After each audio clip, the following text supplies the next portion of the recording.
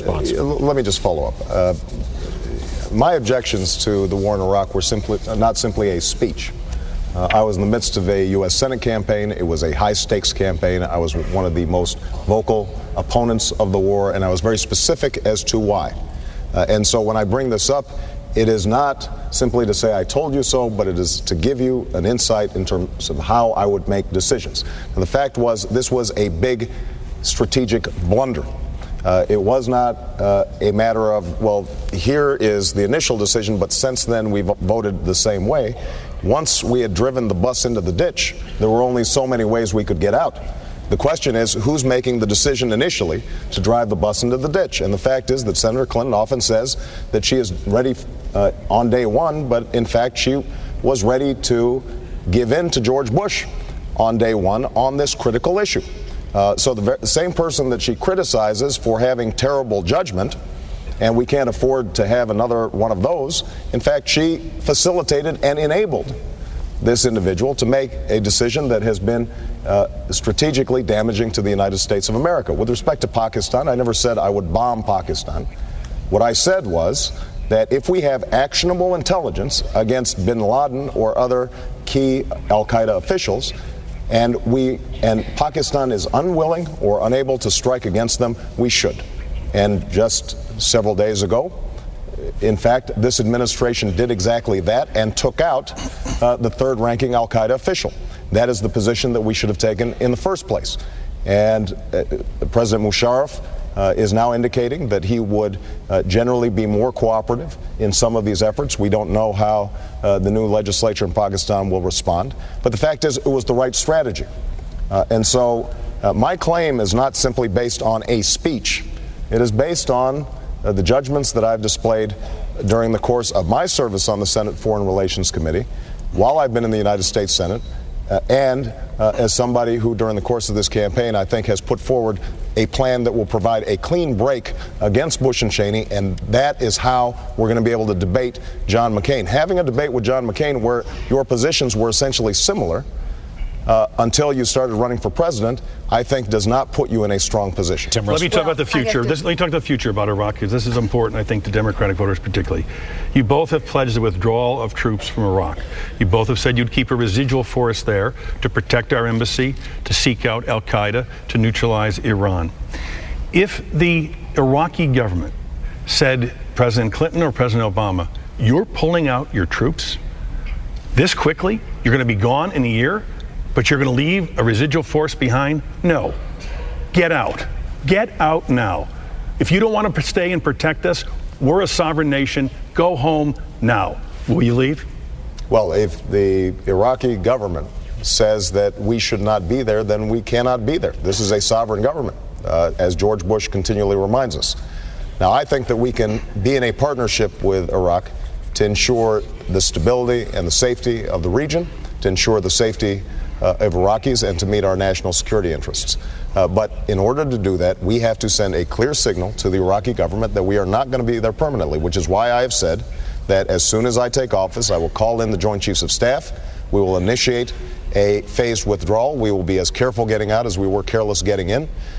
We will give ample time for them to stand up, to negotiate the kinds of agreements that will arrive at the political accommodations that are needed. We will provide them continued support.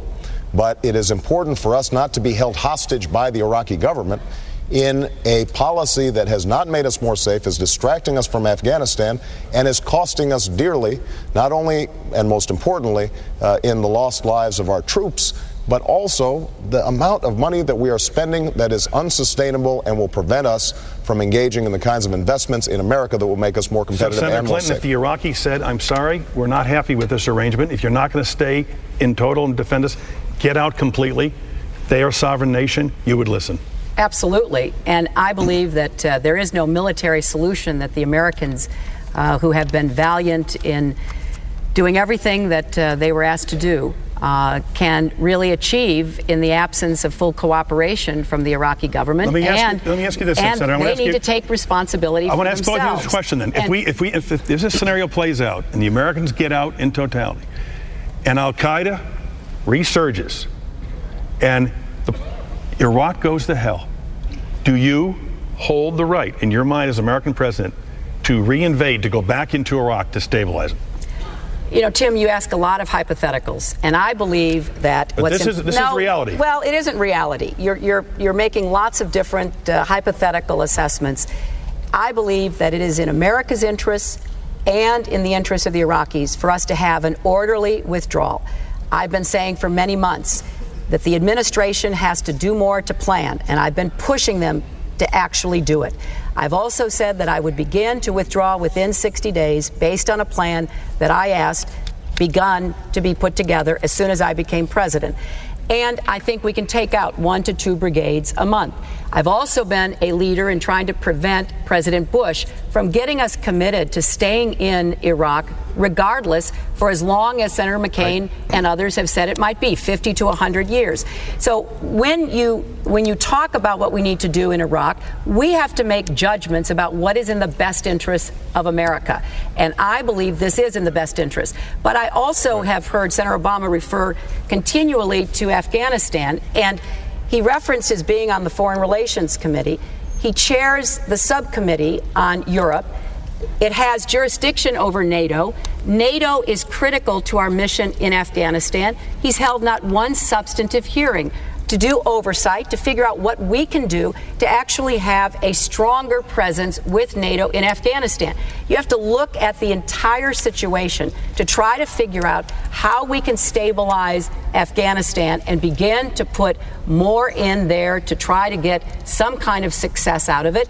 And you have to work with the Iraqi government so that they take responsibility for their own future. Senator Obama, I want you to respond to not holding oversight for your subcommittee, but also, do you reserve the right as American president to go back into Iraq once you have withdrawn with sizable troops in order to quell any kind of insurrection or civil war? Well, first of all, I became chairman of this committee at the beginning of this campaign, at the beginning of 2007. So it is true that we haven't had oversight hearings on Afghanistan. I have been very clear in talking to the American people about what I would do with respect to Afghanistan. I think we have to have more troops there to bolster the NATO effort. I think we have to show that we are not maintaining permanent bases in Iraq, because Secretary Gates, our current defense secretary, indicated that we are getting resistance from our allies to put more troops into Afghanistan because they continue to believe that we made a blunder in Iraq. And I think even this administration acknowledges now that they are hampered now in doing what we need to do in Afghanistan, in part because of what's happened in Iraq. Now, I always reserve the right for the president, as commander-in-chief, I will always reserve the right to make sure that we are looking out for American interests. And if al-Qaeda is forming a base in Iraq, then we will have to act in a way that secures the American homeland and our interests abroad. So that is true, I think, not just in Iraq, but that's true in other places. That's part of my argument with respect to Pakistan. I think we should always cooperate with our allies and sovereign nations in making sure that we are rooting out terrorist organizations. But if they are planning attacks on Americans like what happened in 9/11, it is my job, it will be my job as president, to make sure that we are hunting them down. And Senator, I need to reserve. I'm sorry, Senator. No, wait a minute, I've got to get us to a break. The question was about television doesn't stop. invading Iraq. Can you hold that thought until we come back from